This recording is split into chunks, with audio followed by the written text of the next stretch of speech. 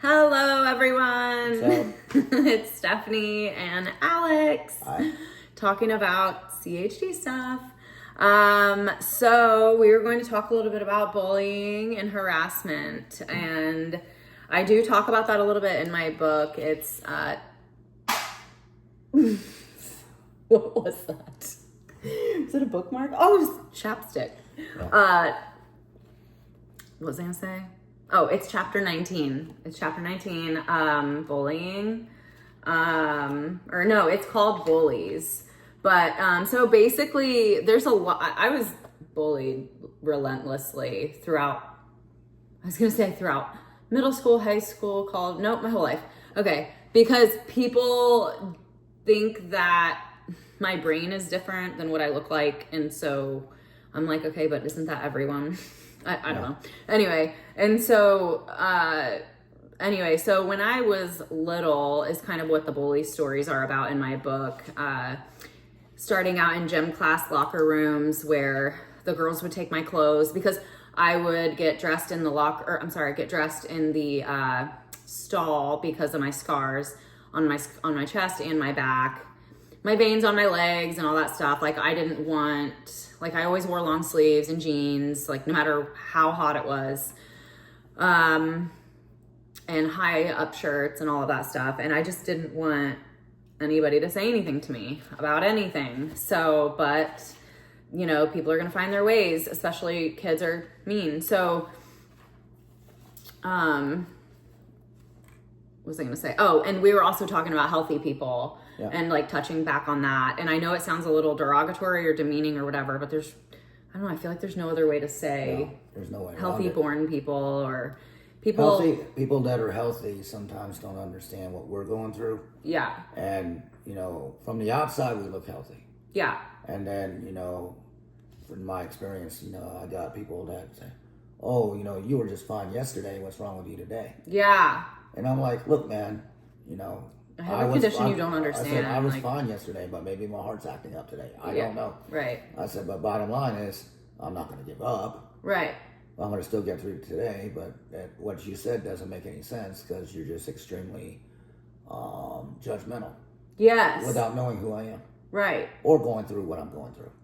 Right. And so we were talking a little bit about how, it's just another layer of life that it's just annoying. It's annoying to deal with the negativity. We have enough going on. Mm-hmm. We have enough to deal with. I mean, even as children, starting as children, especially as teenagers and adults with CHD or with any chronic illness or disability, we have enough going on. We don't need your problems. I'm sorry, but most of them are fixable. And that's where it's kind of that's where we get a little bit, I touched on a little bit in another video or a blog or something where I said we struggle with a little bit of a lack of patience sometimes with healthy people because we're like, oh, okay, so everything you just said, you can fix. So what are you talking about? Why are you complaining? You know what I mean? Because it comes to a point where it's when you are living every single minute of every single day with something that you can control little tiny parts of it, but you can't control and change, you delete the little things in order to be able to survive and maintain any sort of sanity, joy, and happiness. And normalcy. Yeah. So it's all these little problems that a lot of healthy people talk about, which bleeds into having a difficult time, with friendships and intimacy or, social boyfriends, girlfriends, social gatherings, is it's what these people are talking about. Sometimes I will listen to conversations and I'll be scanning the room or whatever. And maybe this is part of some work that I need to do on myself, because then that's also me being judgmental, but I'm hyper focused on it sometimes. I'm okay, that's fixable, that's fixable, that's fixable, that's fixable. Oh, I could fix all of these problems in 5 minutes. So, but these people will complain and talk about the same problems for years. Mm-hmm. Years. Like a broken record. And I'm like, oh my gosh, okay, I can't be around you. I can't, I don't know. Anyway, so getting back to the bullying thing, circling back around. Page 175, bullies. Chapter 19, I get into a little bit about a little story of when I'm in the locker room and the girls, you know, I was always changing the stall. Well, the girls were, you know, picking out, they'd pick at each other's bodies and complain. Hold on. These girls would all stand in front of the wall-sized locker room mirror, staring at themselves and each other in their bras and underwear. They'd pick at each other's bodies and complain about their own issues that came along with their periods, fat, cellulite, stretch marks, or more hair on their arms. It made me feel even more alien that I wasn't concerned with any of these normal girl problems. I had never even thought of these things. I didn't even know what these things were. Like, I learned what cellulite and stretch marks were, like, in the locker room, literally. Anyway, to avoid any comments on my body and these catty, pointless conversations, I'd change in the stall and keep to myself, or so I tried. It didn't take long for the girls to notice my existence. Oh, because I was the new girl. That's, you know, if you followed my book. And because I was trying to like blend in and not be seen and all of that, and because I was the new girl. Anyway, they started with the insults and progressed. They'd kick the door open, call me names, steal my clothes from underneath the stall. They'd take my bra. They'd hit me in the head by throwing things over the stall. They'd call me anorexic or Smurf. Let's see, I'm just scanning. They'd be laughing out the door, high-fiving each other, and throw my clothes in the trash can and stuff like that. And so anyway, that's just one example. And then I was also very, very, very tall. I was the same height as I am now when I was like 10, 11. I grew very fast and then I stopped. So I was 5'5" for a very, very, very long time. And so then I was like a giant. And then as like the older I got, then I became a normal size. But anyway, so being made fun of for that, and then not being able to do stuff in gym, which eventually the story unfolds, you know, to, as you'll read, you know, what my doctor and my mom advocated for getting me out of gym and what that looked like, getting made fun of in gym and stuff like that. So, and then it didn't stop, because then once I'm out of gym, then there's, you know, all the gossip of, why does Romer have 2 art classes? You know, I can't say the R word, but that's what they said, you know, special needs or whatever, are you stupid, or you can't even run, you know, whatever. But, and you know, it's easy to say kids will be kids. No, we still deal with this stuff. Like, I'm 40 now, and like, there are always things that it's like, one of the questions that I would get a lot, that make literally no sense, is, why are you pretty? Or how are you pretty and you have the mind you have, or something like that. And I started saying this in my 20s. I used to say, well, I look like what my mom and dad made. Yeah, just like you. So whatever that made is what I am. So that has literally nothing to do with anything. Like anything. I didn't do it. She didn't choose her life. She didn't choose her disability. She didn't choose how she looks or anything. It's like, people are like, I don't know, people act like I went in my mom's womb and was like, oh, I'm going to make these features, and I'm going to do this, and I'm just going to, I don't know. Anyway, I'm getting off on a tangent because it's really annoying. It's very annoying to deal with. And that's one of the things that progressed throughout my book. Just how my looks versus, just how my looks affected me, and how I get into the happy mask, and, just masking, which is a neurodivergent thing. And it just, you know, unfolds. So read Quieting the Clock. Yep. And so I want to hear this. Brownies. I know. Brownies in the book. He made me dinner, and then he made me, well, the last video, he made me brownies for my birthday, brownie cake for my birthday, and there's brownies in this book. Yep. So will you tell a little bit about some bullying that you've experienced as a kid or teenager? Yeah, it's the same thing. You know, when I was in the gym at school, I always changed away from everybody. I felt ashamed, with scars, and I still am. I never, ever, ever go to the beach without a shirt. I always wear a shirt. It's just a self-conscious thing. Yeah. And I mean, I know I'm good. I'm okay. I know I'm a good person and all that. It's just a self-conscious thing. Well, and I feel like it's an advertisement for the times that I have tried. People are like, oh, "You're so young," or "You're so." I'm like, I don't want to deal with that crap. Don't need the attention. I don't need to deal with that crap. Yeah. And so, you know, I go there and be me. You know, I go out in the water. I wear a shirt. Whatever. So be it.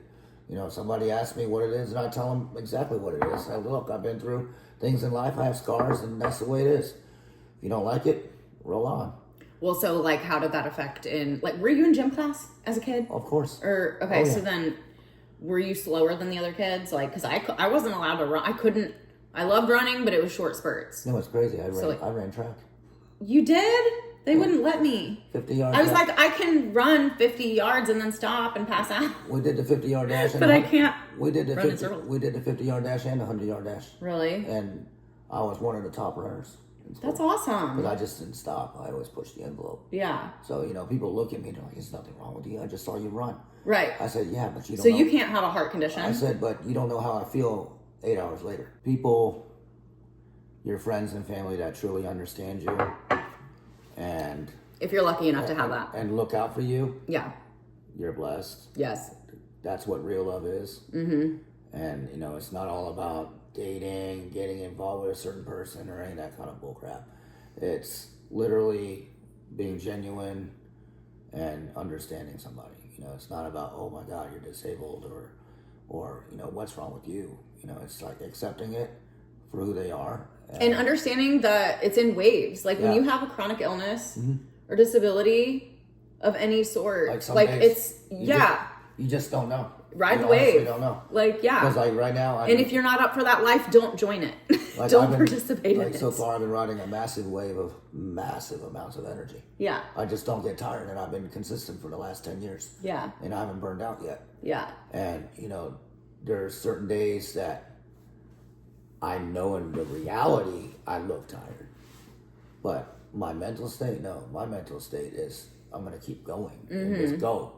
And other people don't understand it, and they think that I'm trying to mask something, and they right away they think I'm... Yeah, people think we're fake. Well, and I'm like, you saw me for 10 minutes of my entire life. So they give this mindset like, oh my God, you know, you're totally bipolar. The mental illness diagnoses is another thing.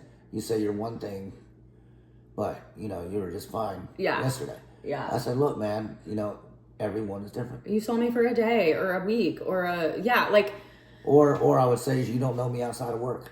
Yeah, exactly. Environment. Or vice versa. Where you're at. Or you don't know how I am.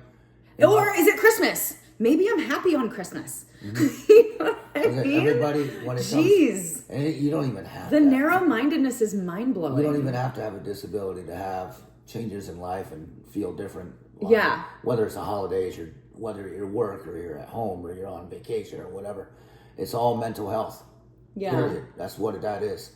And, you know, the biggest... aligning with, like, the cognitive development and the biggest problem we have in this world... Depending on our, like, circulation and whatever.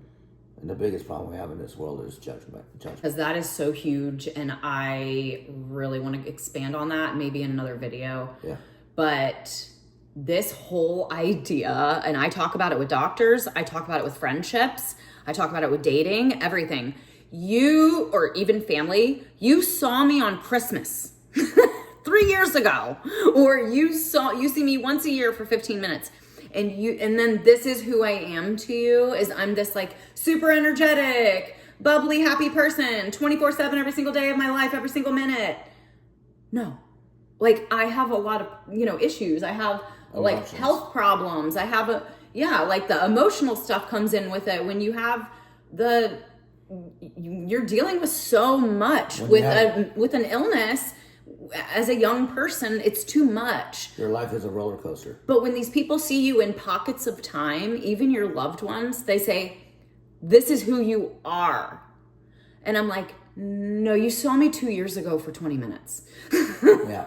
Anyway, I'm sorry. Go ahead. I want to if you have any comments or questions on that, please drop it below or email. But when it comes to the bullying, what I've learned over the years, and I ain't gonna lie, it took me decades, and I'm still working on it. As long as you love yourself, nothing else matters what they tell you. Yeah. Seriously. Well, and it's their own, it's their view of how they see you. It's just a view, literally. Right, and if somebody's bullying you, that's their own problem. Like, that's their own stuff. Actually, whatever they're telling you is their own insecurity, and they're taking it out on you. Yeah, true, exactly. And projection. Yeah. So they project what they feel. Right. And you're unfortunately... And try to make you adopt that. And unfortunately, you become that target. Yeah. Yeah. And then you feel... Because they can't put it on themselves. You feel offended, you shut down, and they feel accomplished. Yeah. Yeah. And the only way to have the power against that is don't give them the power. Yeah, and you know what? And that's a perfect definition, actually, of toxic people. That would be a good definition of that. And, kind of like how to identify it, toxic energy. And I deal with it all the time. Yeah. I've been dealing for years, decades. And the only reason why I'm still here is because I have a purpose to keep her going and everybody else I care about going. And you just one day at a time. This world ain't just all about you. Yep. And I have my purpose to keep everybody else motivated. I feel like it's my purpose. We're in this world together to keep on going.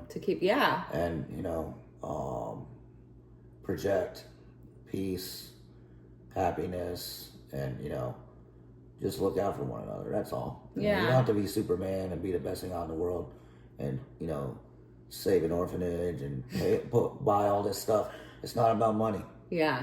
If anything you want to take from this is that you can't buy back time. Yeah, exactly. So yeah, that's a good... Go there and spend time in your life wisely. Yeah. Don't waste it. And don't let anyone control your time. Yes. That's my biggest thing. Obviously, I wrote a book about it. But yeah. So, all that being said, is that you do what's best for you, for your mental health, and when you get your Which then creates your physical health. Exactly. So when you get your better mental health, your physical health gets better. It's a chain reaction. Because if you feel like crap, your body's going to go to crap. Yeah. It's that simple. Well, and then and what cortisol does is it just completely deteriorates your entire body, which is what happened to me. Yeah. So. And, going back to the topic on mental health is that a lot of people are like, oh my gosh, Alex, why are you constantly looking after people? The reality is sometimes some people never experience what real love is. Yeah. Yeah. And real love is where just taking the time to listen. Yeah. And don't judge them. Just listen. Right. Sometimes letting them vent for 5 minutes may save a life. Yeah, exactly. Seriously. And not oh gosh, yeah. Sorry. Just not judge it. I don't understand. There's a lot of people that are like, oh, you're so nice. You're so easy to talk to. And I'm like, because I'm not judging anything that you're saying, why isn't this normal? And going back to judging, I don't understand it. Like you talked about Is that a judgment? Talking about your book, about being in the girls' locker room and being insecure and all that. Society has created that. Right, of course. Because this persona and this image of how breakdown of people. How a man or a woman should look and all this. And, I've had other female friends that are like, look at a magazine, they're like, oh my God, look at her. I'm like, yeah, honey, that's airbrushed. Yeah, yeah. You take that away, you take the airbrush away, you take away the eyelashes, you take away the eyeliner. She's just like you. Right. And I mean, you also don't know what she's going through. Exactly. And that's where these healthy people that are being mean to especially people with illnesses or people with who are different, it's what's hard for us to understand is how do you not know that that's mean? First of all, how do you not know that that's hurtful? And maybe they haven't experienced a lot of pain or experienced a lot of hurt, but then it's then where are you learning to talk like that? Because you're learning it from somewhere to talk to to put people down without a strong heart or a strong mind or a strong soul. You're just a shell. Exactly. And that's going to last forever. Exactly. And so a lot of people might say something to me, say to me all the time. They always do. And they're like, oh, why are you helping this person? Why are you doing this? I said, because that makes me feel better. Yeah. It gives me the same endorphins as it does. as it does when I go and exercise and lift weights. You know? I love that. So if I can't lift weights and I can't go to the gym that day, and I know in the back of my mind, a friend of mine is going through something, yes, I check on him. Yeah. I say, hey, what's up? How'd your day go? Yeah. I hope you're doing okay. Just reminding you have a purpose and you are loved. Yeah. Keep on going. Tomorrow's a new day. Yep. So do things like that. I mean, sometimes we'll text each other like, I am literally freaking out right now and I don't even know why. And it's at 3 a.m. and I'm wide awake. And it's like, yeah, what are you doing? Well, I don't know. I'm wide awake. I'm making whatever, pancakes or something. Yeah. Hey, like. Flipping a pancake in one arm and lifting weights in the other. And just, I don't know, having some people in your life that you can say, hey, I'm freaking out right now and I don't even know why. And they're not like, oh, you're emotional and you're a psycho and what? Get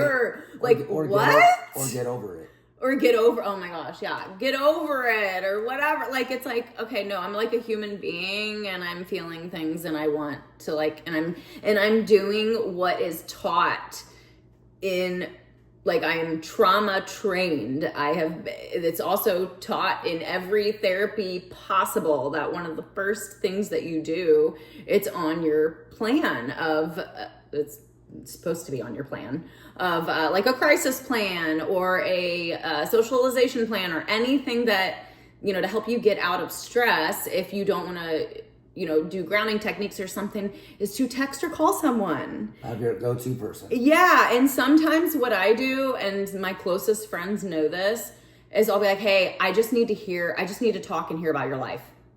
Just talk to me. I don't care what you say, but I need to hear another human being's existence right now because I'm so in my head. And the worst thing to do for your mental health is self-isolate. And which is a huge, oh my gosh, that'd be a good video.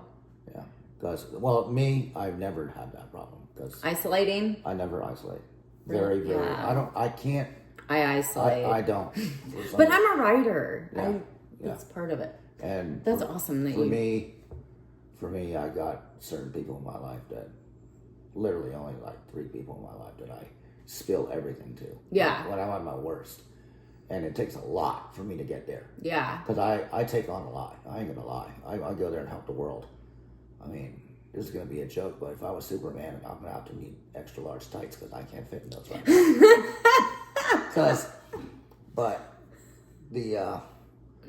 now. I just go out there and help out as much as I can because I know what it is to feel that way. Right, and helping people is one of the healthiest ways to deal with it. And actually, that increases your endorphins. Mm-hmm. It does. Which in return also helps your heart health. Yep. And it helps your mind. Yep. It helps your soul. So it's all a cycle. Just because you're having a day that's really low. And drops cortisol. And it drops cortisol. So go and look out for your friends. Look out for your loved ones. Look out for your family. And sometimes your friends become your family. Exactly. And I have 2 people. You said you have 3. Like, it doesn't have to be some, like, large amount of people, which is something, some people think. And even if you have one person that you're like, hey, can I text you some, like, crazy stuff when I'm having a meltdown? Hell yeah, of course you can. Sure, of course. Like, I have 2 people in my life that I can do that. You are one of them. And then my other one is my best friend.